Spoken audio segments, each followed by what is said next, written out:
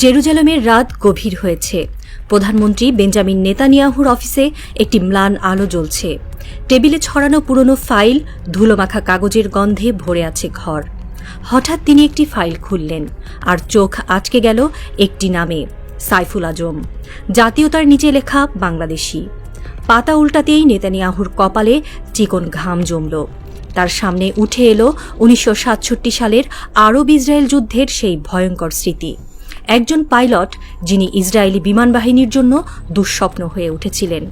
4টি যুদ্ধবিমান ধ্বংস, একটি রেকর্ড যা আজও কেউ ভাঙতে পারেনি। ফাইলে লেখা ইসরায়েলের ব্যাপক ক্ষতি সাধনকারী এই বাংলাদেশি পাইলট ছিলেন অপ্রতিরোধ্য। নেতানিয়াহুর হাত কাঁপল। ইসরায়েলের জন্য তিনি ছিলেন আতঙ্ক, কিন্তু মানবতাবাদীদের কাছে একজন হিরো। কারণ সাইফুল আজম লড়েছিলেন মজলুমদের পক্ষে, নিপীড়িতদের জন্য আকাশের ঢাল হয়ে। নেতানিয়াহু চেয়ারে হেলান দিয়ে ভাবলেন, কে ছিলেন এই মানুষ? তার গল্প কি? বাইরে রাতের বাতাসে একটি অস্পষ্ট গর্জন শোনা গেল, যেন সেই পুরনো দিনের প্রতিধ্বনি। 1941 সালে পাবনার এক গ্রামে জন্ম সাইফুল আজমের। ছোটবেলা থেকেই তার চোখ ছিল আকাশের দিকে। গ্রামের মাঠে দাঁড়িয়ে তিনি বিমানের শব্দ শুনতেন আর স্বপ্ন দেখতেন একদিন তিনি আকাশে উড়বেন। 1950-এর দশকে তিনি পাকিস্তান এয়ারফোর্সে যোগ দেন। সেখানে তিনি প্রশিক্ষণ নেন, দক্ষতা অর্জন করেন। তার হাতে বিমান যেন জীবন্ত হয়ে উঠত। তিনি শুধু পাইলট ছিলেন না, আকাশের শিল্পী ছিলেন। 1965 সালে পাক ভারত যুদ্ধে তার প্রথম বীরত্ব প্রকাশ পায়। পাকিস্তানের হয়ে তিনি একটি ভারতীয় নেটজেট ভূপাতিত করেন। ভারতীয় পাইলট বিজয় মায়াদেব যুদ্ধবন্দী হন। এই কৃতিত্বের জন্য তিনি পাকিস্তানের 3য় সর্বোচ্চ সম্মান সিতারায়ে জুরাত পান। কিন্তু তার আসল গল্প শুরু হয় 1967 সালে, যখন তিনি মধ্যপ্রাচ্যের আকাশে পা রাখেন। 1967 সালের 5 জুন ভোরের আলো ফোটার আগেই মধ্যপ্রাচ্যের আকাশে কালো মেঘ ঘনিয়ে এলো।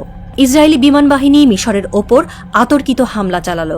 মিশরের বিশাল বিমানবহর মাটিতে থাকতেই ধ্বংস হয়ে গেল। শত শত যুদ্ধবিমান পুড়ে ছাই, রানওয়ে ধ্বংসস্তূপ। 24 ঘণ্টার মধ্যে আরব দেশগুলো 450টি বিমান হারাল। মিশরের পর ইসরায়েলের লক্ষ্য হল জর্ডান, একটি দুর্বল দেশ। জর্ডানের কাছে ছিল মাত্র 24টি ব্রিটিশ হকার হান্টার। ইসরায়েলের সুপারসনিক জেটের কাছে এগুলো ছিল প্রায় অকেজো, পাইলটেরও অভাব। কিন্তু সেই অসম যুদ্ধে আকাশে উড়লেন সাইফুল আজম। মাফরাক বিমান ঘাঁটি থেকে তিনি হকার হান্টার নিয়ে উড়লেন। তার হাতে বিমানটি যেন একটি তীর হয়ে উঠল। জর্ডানের আকাশে তিনি একা দাঁড়ালেন, কিন্তু তার সাহস ছিল অপরিমেয়। 5 জুনের সকাল সাইফুল আজমের লক্ষ্যে ধরা পড়ল ইসরায়েলের 2টি সুপারসনিক জেট। প্রথমটি ছিল একটি সুপার মিস্টার। তার অব্যর্থ আঘাতে বিমানটি আকাশ থেকে মাটিতে আছড়ে পড়ল। দ্বিতীয়টি ধোঁয়া ছড়াতে ছড়াতে পালালো, কিন্তু ইসরায়েলি সীমানায় গিয়ে ধ্বংস হল। একই দিনে আরও 2টি বিমান তার শিকার হল। মোট 4টি ইসরায়েলি যুদ্ধবিমান, একটি রেকর্ড যা আজও অটুট। ইসরায়েলের পরিকল্পনায় যেন ভূমিকম্প হল। 4টি বিমান হারিয়ে তারা হতবাক। জর্ডানের আকাশে সাইফুল ছিলেন মৃত্যুর দূত। তার হাতে হকার হান্টার যেন অপ্রতিরোধ্য অস্ত্র হয়ে উঠেছিল। জর্ডান সরকার তাকে হুস্তামি ইস্তেকলাল সম্মান দিল। জর্ডানিরা বলে, সাইফুল না থাকলে জর্ডান মানচিত্র থেকে মুছে যেত। তিনি শুধু বিমান ধ্বংস করেননি, একটি জাতির স্বাধীনতা রক্ষা করেছিলেন। পরদিন 6 জুন সাইফুলের দায়িত্ব পড়ল ইরাকের বাগদাদে। 7 জুন ইসরায়েলি বিমান বাহিনী বাগদাদ ও আল ওয়ালিদ ঘাঁটিতে হামলা চালালো। 4টি ভেটর বোম্বার আর 2টি মিরেজ 3C জেট নিয়ে তারা এলো। ইসরায়েলি ক্যাপ্টেন গিডিয়ন ড্রোরের নেতৃত্বে হামলায় সাইফুলের উইংম্যান নিহত হলেন। 2টি ইরাকি বিমান ধ্বংস হল, কিন্তু সাইফুল পিছু হটলেন না। তার অব্যর্থ লক্ষ্যে ধরা পড়ল ড্রোরের মিরেজ 3C। আকাশে আগুনের ফুলকি ছড়িয়ে বিমানটি ধ্বংস হল। ড্রোর বাঁচার পথ না পেয়ে যুদ্ধবন্দী হলেন। ইসরায়েল তাকে ফিরিয়ে আনতে হাজার হাজার জর্ডানি ও ইরাকি বন্দীকে মুক্তি দিতে বাধ্য হল। 72 ঘণ্টার মধ্যে সাইফুল 3টি ইসরায়েলি বিমান ভূপাতিত করে ইতিহাস গড়লেন। ইরাক তাকে নাত আল সুজা সম্মান দিল। তার সাহস আর দক্ষতা আরব বিশ্বে কিংবদন্তি হয়ে উঠল। সাইফুল আজমের গল্প শুধু 1967 সালে সীমাবদ্ধ নয়। 1965 সালে পাক ভারত যুদ্ধে তিনি পাকিস্তানের হয়ে লড়েছিলেন। একটি ভারতীয় নেট জেট ধ্বংস করে তিনি সিতারায় জুরাত পান। তিনি পৃথিবীর একমাত্র পাইলট যিনি 4টি দেশের পাকিস্তান, জর্ডান, ইরাক ও বাংলাদেশ বিমান বাহিনীর হয়ে লড়েছেন। তার হাতে চলেছে 8টি দেশের বিমান: যুক্তরাষ্ট্র, ইংল্যান্ড, রাশিয়া, চীন, পাকিস্তান, জর্ডান, ইরাক ও বাংলাদেশ। তার দক্ষতা ছিল অতুলনীয়। 2001 সালে ইউএস এয়ার ফোর্স তাকে লিভিং ইগল হিসেবে স্বীকৃতি দিল। বিশ্বের 22 জনের মধ্যে একজন। আকাশে তার উপস্থিতি ছিল শত্রুদের জন্য ভয় আর মিত্রদের জন্য আশা। 1971 সালে বাংলাদেশের স্বাধীনতা যুদ্ধ শুরু হলে সাইফুল মাতৃভূমির পাশে দাঁড়াতে চেয়েছিলেন, কিন্তু পাকিস্তানি গোয়েন্দারা তাকে আটকে দেয়। 21 দিন অজ্ঞাত স্থানে জিজ্ঞাসাবাদের পর তাকে গৃহবন্দী করা হয়। স্বাধীনতার পর তিনি ফিরে আসেন।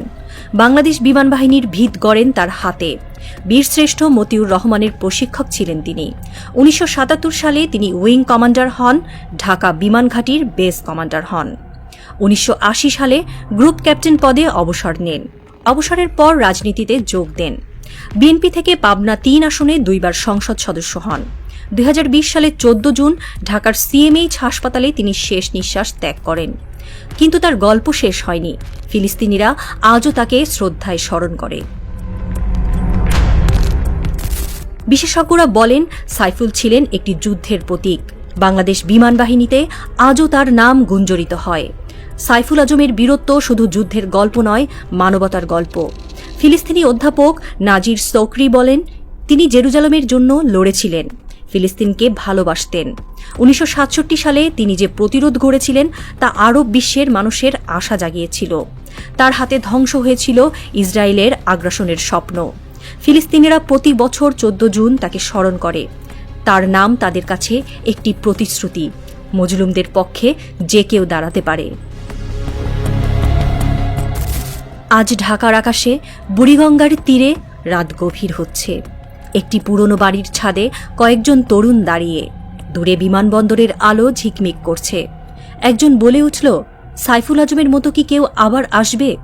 বাতাসে একটি গর্জন ভেসে এলো। একটি বিমান উড়ছে। এটি শুধু শব্দ নয়, একটি প্রতিশ্রুতি।